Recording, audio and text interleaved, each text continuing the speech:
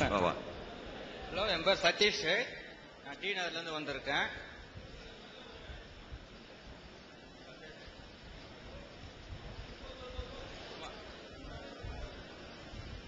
உருவமே இல்லாத ஒன்றத்தை வணங்கணும்னு சொல்லி நீங்கள் எல்லாம் ஆர்குமெண்ட் பண்ணுகிறீங்க இவ்வளோ நேரம்.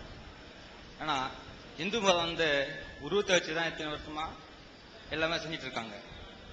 உருவமே இல்லாத எப்படி சார் ஒன்று மனசில் நினைக்க முடியும்? அதுதான் என்னுடைய கேள்வி. நானும் ரொம்ப நேரம் இதை பற்றி ஃபீல் பண்ணுறேன். எல்லா மதத்தையும் எனக்கு பிடிக்கும். எல்லா மதத்தையும் கிறிஸ்டின் கோயிலுக்கும் போவேன், இந்து மத கோயிலுக்கும் போவேன். ஏதாவது ஒரு உருவம் தான் மனசில் நினச்சி வணங்க முடியும். எதுவுமே இல்லாத ஒன்றை வணங்கணும் அப்படின்னு சொல்லி நீங்கள் போராட்டம் பண்ணுறீங்க. இருக்கிற உருவத்தை கூட அழிச்சிட்டு அதுக்காக ரொம்ப ஃபைட் பண்ணுறது என்னமோ செஞ்சுட்டு இருக்கீங்க. ஏன் நீங்கள் உருவத்தை வணங்கக்கூடாதுன்னு சொல்லிட்டு எப்படி போராடுறீங்க? இதனுடைய முழு அர்த்தம் என்ன? அதான் எனக்கு தெரியும். இது ஒரு நல்ல கேள்வி. இதுதான் ஆன்மீக கேள்வி. இந்த அரசியல்லாம் தனியெல்லாம் வேணாம் நமக்கு. என்னங்க, ஆன்மீக கேள்வி வச்சுக்கிறோம். இந்த அரசியலை பற்றி பேசினாலேயே ஆன்மீகம் அழகா போயிட்டு இருக்கும். இந்த அரசு அவன் செஞ்சது, இவன் செஞ்சது, அவன் இடிச்சது, அவன் பிடிச்சதுன்னு பேசணும்னு வைங்களேன். டாபிக்கை நமக்கு ஆன்மீகத்தை திசை போயிடுது. அவர் என்ன கேட்கிறாருன்னு கேட்டா, எல்லா மதங்களையும் நான் பார்க்கிறேன். முன்னாடி ஒரு உருவத்தை வைத்துக் கொண்டு என்ன செய்யறாங்க, வழிபடுறாங்க. ஒண்ணும் இல்லாம போய்கிட்டு நீங்க வழிபடுறீங்க.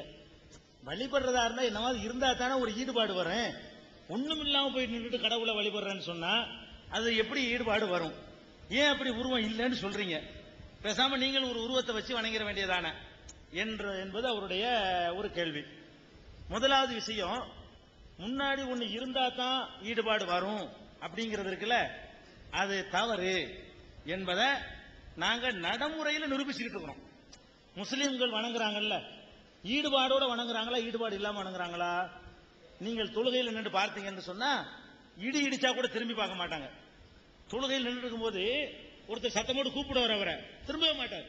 தொழுது முடிக்கிற வரைக்கும் என்ன நடந்தாலும், மழை பெஞ்சாலும் இடி இடிச்சாலும் அதை முடிக்கிற வரைக்கும் அந்த ஈடுபாடுல இருந்து திரும்ப மாட்டேங்கிறாரு. அப்ப முன்னாடி ஒண்ணு இல்லாமலேயே வணங்கி ஈடுபாடை காட்டி அதை செஞ்சுக்கிட்டு இருக்கும் பொழுது முன்னாடி இருந்தா தான் ஈடுபாடு வரும் அப்படிங்கிறது தவறு. ஃபர்ஸ்ட் இருக்குன்னு அவசியம் இல்லை. ஒன்னும் இல்லாம கூட கடவுள்டா யாரு, அவன் சக்தி என்ன, அவன் நம்மளை என்ன செய்வான் அப்படிங்கறத மனசுல தேக்க வச்சுக்கிட்டோம்னு சொன்னா தன்னால ஈடுபாடு வந்துடும். கடவுளை பற்றிய மரியாதை உள்ளத்துல தன்னால வந்துருச்சுன்னு சொன்னா ஈடுபாடு தன்னால வந்துடும். இது முதலாவது பாயிண்ட். இரண்டாவது, கடவுளுக்கு உருவம் கொடுப்பது என்று வந்தால் நாம் பிளவுபடுவோம். எந்த உருவம் கொடுக்கிறது? நீங்க யானையை கொடுக்க சொல்லுவீங்க, நான் பூனையை கொடுக்க சொல்லுவேன். உருவம் தெரியாட்டி கொடுக்காட்டி பிரச்சனை இல்லை. கொடுக்கணும்னு வரும் பொழுதுதான் நிறைய கடவுள்கள் உருவாக வேண்டிய நிலைமை தன்னால உண்டாயிடுது. ஒருவர் கடவுளை யானை மாதிரி பார்ப்பாரு, ஒருவர் பூனை மாதிரி பார்ப்பாரு, ஒருத்தர் சிங்கம் மாதிரி பார்ப்பாரு, ஒருத்தர் ஆம்பளை மாதிரி பார்ப்பாரு, ஒருத்தர் பொம்பளை மாதிரி பார்ப்பாரு, ஒரு பொம்பளையில வித்தியாசமா ஒருத்தர் பார்ப்பாரு, ஆம்பளையில வித்தியாசமா இன்னொருத்தர் பார்ப்பாரு.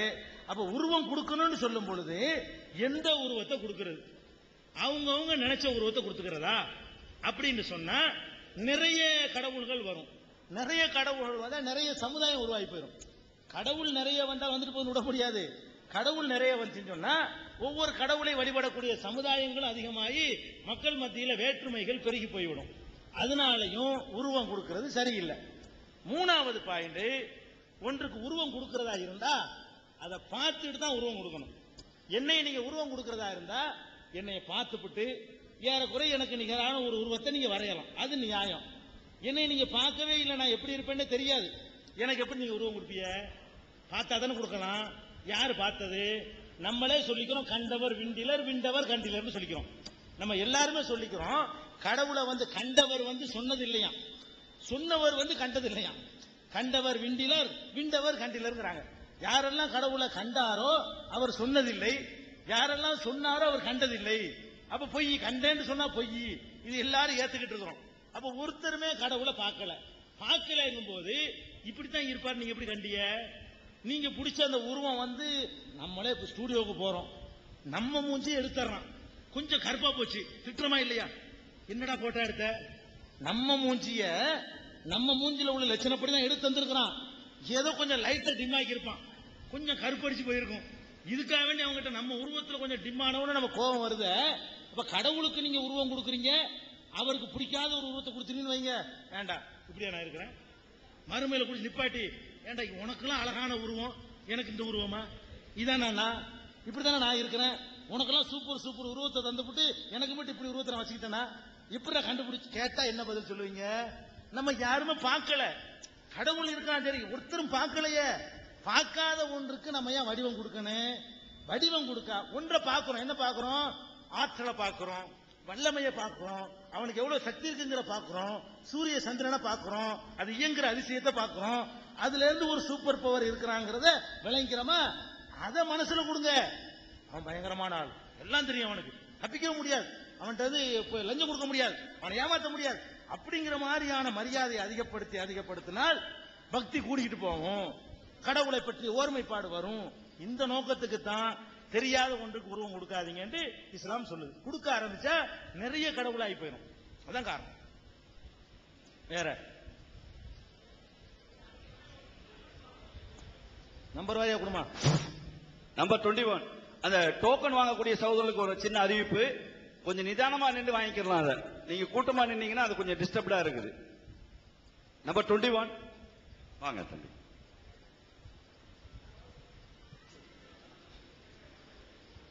ஹலோ, என்னுடைய நேம் ஜம்பு. நான் கிண்டிலிருந்து வரேன். அரபு மந்திரிக்கப்படும் சொல்றாங்க. எப்படிமா அரபு மந்திரிக்கப்படும் சொல்றாங்க. ஒரு பாய மந்திரிக்கிறதா? மந்திரிக்கிறது.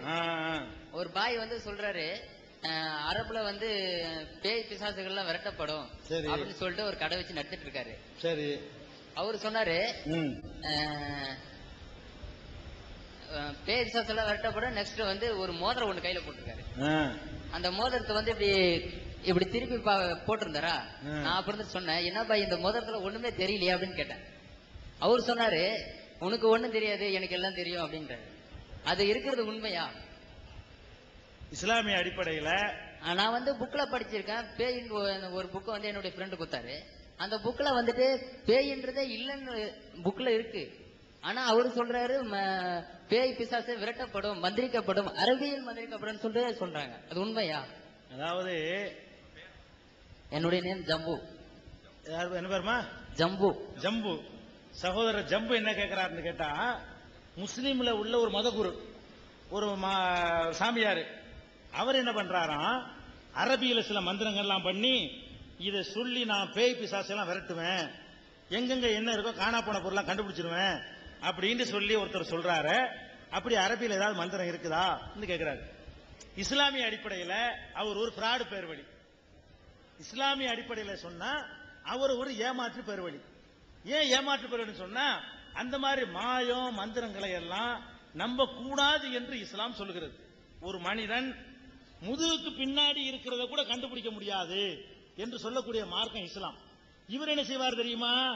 இவர் முஸ்லீம்ல இருந்தாலும் சரி, வேற மதத்தில் இருந்தாலும் சரி, ஒரு பொருளை காணான்னு போய் சொல்லுவீங்க, என்னுடைய இந்த பொருளை வீட்டில் காணா போச்சும்பீங்க. அவன் என்ன செய்வான் தெரியுமா? மைய தடவி வெத்தலையில என்னத்தையே பார்த்துட்டு பக்கத்து வீட்டுக்காரன் சொல்லிட்டு போயிடுவான், நான் தான் எடுத்தாண்டுருவான். உங்க ரெண்டு பேருக்கு மத்தியில் சண்டை அப்புறமேலு.